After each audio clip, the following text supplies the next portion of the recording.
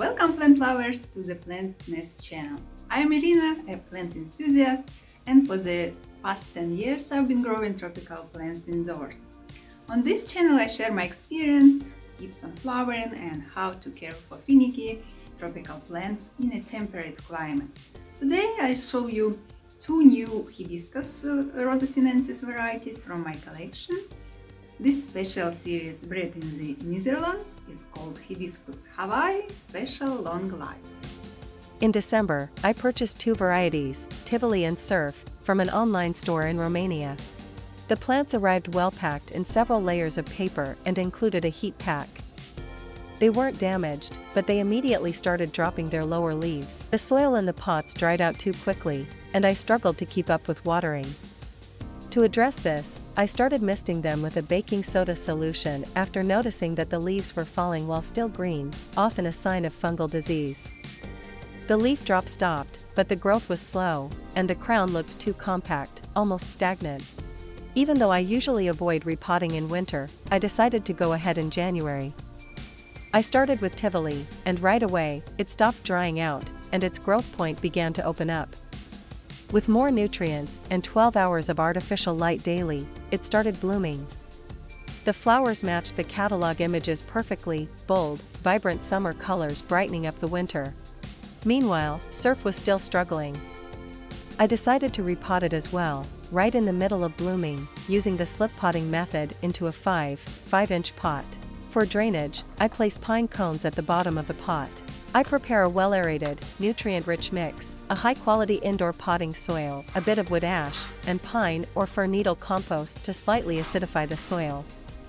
I mix everything thoroughly. The soil for the hibiscus is ready, so now I take the plant out of the pot, and you can see a copper stick. There is a belief that it improves soil quality and helps sick plants recover. I can personally confirm this legend. I have tested it on various struggling plants, and they always recovered within a month after placing a copper stick in the pot. The key to repotting is not disturbing the root system. I only remove the topsoil to get rid of accumulated salts. Add a small layer over the pine cones, gently place the plant, and fill in the gaps with the fresh mix. Since my pots have drainage holes, I always place them in decorative cache pots without holes. This method allows excess water to collect at the bottom, giving the plant access to moisture as needed.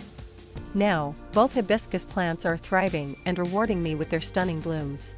Here is a short conclusion with tips for thriving hibiscus. Prevent leaf drop with proper watering and fungal care, for example, using a soda solution. Enhance soil quality with pine cones and acidity balancing amendments, and try using a copper stick. Boost blooming in winter with 12-hour artificial lighting. The first blooms of Tivoli and Surf hibiscus were medium-sized.